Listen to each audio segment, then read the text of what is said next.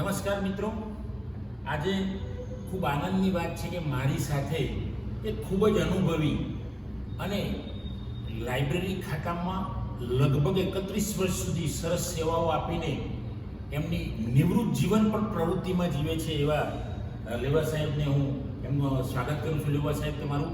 લેવા સાહેબ ગુજરાત રાજ્યના ગ્રંથાલય વિભાગમાં મદદનીશ નિયામક આસિસ્ટન્ટ ડાયરેક્ટર તરીકે નિવૃત્ત થયેલા છે અને આજે એમને મેં અહીંયા વ્યાખ્યાન માટે બોલાવેલા, ખાલી ફોન કરેલો, સર આવી ગયા તો ખૂબ મને આનંદ થયો, એનો પણ આભાર માનું છું.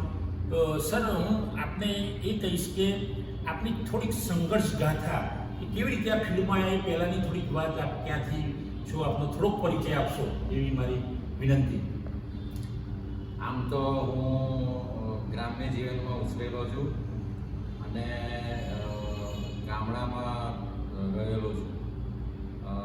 મને ગ્રંથાલયોમાં વાંચવાની બહુ પહેલેથી ટેવ હતી, એટલે અવારનવાર હું અમારી કલોલ કસ્બા લાઇબ્રેરીમાં પણ વાંચવા જતો અને ગુજરાત વિદ્યાપીઠની લાઇબ્રેરીમાં પણ અવારનવાર હું વાંચવા આવતો. એ વખતે વિદ્યાપીઠની અંદર આ બેચલર ડિગ્રીનો કોર્સ શરૂ થયો એ મેં જાણ્યું. પછી મને આ ફિલ્ડની અંદર પહેલેથી વાંચવાનો રસ ને હતો જ, એટલે આ ફિલ્ડની અંદર મને અભ્યાસ કરવાનો એક રસ જાગ્યો. બરાબર, બિલકુલ. એટલે આપે ગુજરાત વિદ્યાપીઠની કઈ બેચમાં કર્યું શરૂઆત? મેં ગુજરાત વિદ્યાપીઠની પ્રથમ બેચમાં 1989ની બેચમાં હું પ્રવેશ મેળવ્યો હતો અને બેચલર ઓફ લાઇબ્રેરી સાયન્સ કરી અને સરકારમાં નોકરી લાગ્યા પછી પાર્ટ ટાઈમ એ વખતે અમારે માસ્ટર ઓફ લાઇબ્રેરી સાયન્સ દર શનિ રવિ ચાલતું હતું. તો માસ્ટર ડિગ્રી મેં પાર્ટ ટાઈમ એ રીતે દર શનિ રવિ વિદ્યાપીઠમાંથી જ કરી. મિત્રો, જો આનંદની વાત મારા માટે એ છે, અમારા માટે, વિદ્યાપીઠ માટે, કે અમારા વિભાગના જ એક વિદ્યાર્થી કે જે પહેલી જ બેચ લાઇબ્રેરી સાયન્સની ચાલુ થઈ એમાં એમણે એમ્બલિમ કરેલું. તો સર, આમ તો બેઝિક ડિગ્રી તમારી શું છે? હું બીકોમ થયેલો છું. બરાબર. તો આ ફિલ્ડમાં આવવાનું રીઝન બીજું શું કંઈ હતું? રોજગારીના સંદર્ભમાં વાત કરો. રોજગારીના સંદર્ભમાં કહું તો આમ મને બીકોમ કર્યા પછી મેં બીએડમાં એડમિશન લીધું હતું, પણ બીકોમ બીએડ થયા પછી કોઈ હાઈસ્કૂલની અંદર ટીચર તરીકે ગણિત અને ભૂગોળના વિષયમાં આપણને કોઈ જગ્યાએ જોબ મળે એવી શક્યતાઓ લાગતી નહોતી. એટલે પછી બીએડ છોડીને મને લાઇબ્રેરી સાયન્સની અંદર એમ કે રોજગારી મળી રહેશે એવી એક આશા ઉદ્ભવી હતી અને એથી પછી મેં આ લાઇબ્રેરી સાયન્સ ફિલ્ડ પસંદ કરી. એટલે ઓપોર્ચ્યુનિટી, જોબ ઓપોર્ચ્યુનિટી વધારે મળશે તમને ખબર હતી એ વખતે. મિત્રો, જો એ વખતે સાહેબે લગભગ આ તો 30-35 વર્ષ પહેલાંની વાત છે, એના કરતાં પણ વધુ સમય, ત્યારે પણ લાઇબ્રેરી ફિલ્ડમાં જોબ ઓપોર્ચ્યુનિટી હતી. હવે સાહેબ, તમે કર્યા પછી પહેલાં કયા હોદ્દા પર જોડાયા? આસિસ્ટન્ટ તમે ડાયરેક્ટર બન્યા પછી એ પહેલાં કયા હોદ્દા પર હતા? હું શરૂઆતમાં વ્યવસાયિક મદદનીશ એટલે કે પ્રોફેશનલ આસિસ્ટન્ટ તરીકે નિમણૂક પામેલો અને મારી પહેલી એપોઇન્ટમેન્ટ ભાવનગર હતી. ત્યાર પછી ટ્રાન્સફર થઈને હું ગાંધીનગર આવ્યો અને ગાંધીનગરમાં વર્ગ 3 તરીકે મેં લગભગ 2091થી માંડીને 2014 સુધી મેં વર્ગ 3 તરીકે સેવાઓ બજાવી અને 2014માં મને આસિસ્ટન્ટ ડાયરેક્ટરનું પ્રમોશન મળ્યું. તો 2014થી 2022 નિવૃત્ત થયો ત્યાં સુધી હું ગાંધીનગરમાં આસિસ્ટન્ટ ડાયરેક્ટર તરીકે મારી ફરજ. કેવો લાઇબ્રેરી ફિલ્ડમાં આપનો અનુભવ કેવો રહ્યો? લાઇબ્રેરી ફિલ્ડની અંદર આમ તો જો કહું તો એમ કે ગ્રંથાલય આખું જગત જે છે એમાં આપણે એક પૂજારી તરીકે આપણી એક સેવાઓ આપણે જે બજાવવી જોઈએ અને શિક્ષણ ક્ષેત્રે અને સમાજની અંદર સારા સંસ્કારો પ્રસ્થાપિત કરવા હોય તો એના માટે ગ્રંથાલય એક ઉત્તમ માધ્યમ છે અને એ માધ્યમ થકી જ પુસ્તકોના વાંચન થકી માણસોના વિચારો બદલાય અને વિચાર બદલાય તો માણસનું વ્યક્તિત્વ બદલાય. Very good, very good.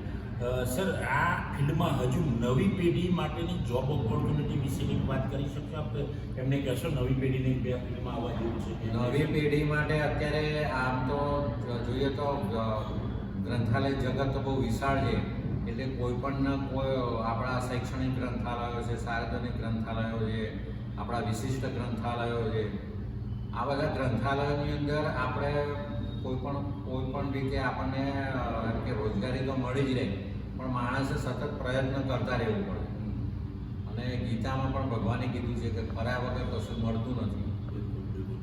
Sir, તમે વિદ્યાર્થીઓ આગળ લેક્ચરમાં એક સરસ વાત કરી હતી જે સંઘર્ષની, કે ભાઈ હું અપડાઉન કરતો હતો સાયકલના, એ સંદર્ભમાં થોડીક સંઘર્ષની વાત કરો તો નવી પેઢીને કંઈક જાણવા મળશે. હા, એટલે જ્યારે હું લાઇબ્રેરી સાયન્સ કરતો હતો ત્યારે મારું ગામ જુલાસણ, જે સુનિતા વિલિયમ્સ 2 વખતે અવકાશમાં જઈને આવ્યા, એ જ ગામનો હું વતની છું. અને હું ગામડેથી અપડાઉન કરતો રેલવેની અંદર, સાબરમતી રેલવે સ્ટેશન ઉપર ઉતરતો અને મારી જૂની સાયકલ ત્યાં રાખતો અને જૂની સાયકલ લઈ અને પછી હું વિદ્યાપીઠમાં ભણવા માટે આવતો અને મોડે સુધી ભણી અને રાતની 9-10 વાગ્યાની જે ટ્રેન હતી એ ટ્રેનમાં વળી પાછો સાબરમતી સાયકલ લઈને જતો અને રેલવે સ્ટેશન સાયકલ મૂકીને પાછો ટ્રેનમાં ઘરે જતો. આવી રીતે મેં ઘરેથી અપડાઉન કરી અને આ મેં લાઇબ્રેરી સાયન્સનો અભ્યાસક્રમ કર્યો. મિત્રો, જોયું ને તમે, જીતેન્દ્રભાઈ લેવા સાહેબના જોડેનો ચર્ચા પોડકાસ્ટ પણ અમે કરી રહ્યા છીએ. તો કેટલો સંઘર્ષ કર્યો છે. એક માણસ ગામડાની ટ્રેનમાં બેસીને જીવનની ટ્રેન ક્યાં સુધી લઈ જાય છે.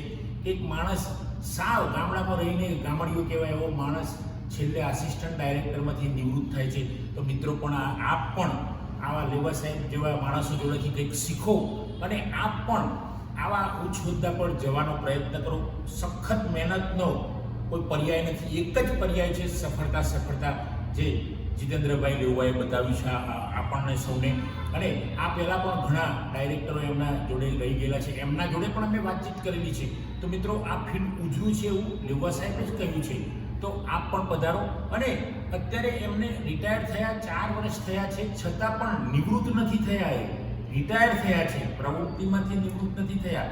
એમની પ્રવૃત્તિ ચાલુ છે અને ધાર્મિક કાર્યો સાથે કરે છે અને કાર્યો પણ એવા કરે છે કે યુવાનોને જાગૃત કરવા. તો મિત્રો, આપ પણ જાગૃત થાવ અને આપ પણ આગળ વધો એવી આપને શુભેચ્છાઓ પાઠવું છું. સાહેબ, તમારો આભાર ખૂબ ખૂબ, તમે અહીંયા પધાર્યા એ બદલ. જય હિન્દ, જય ભારત.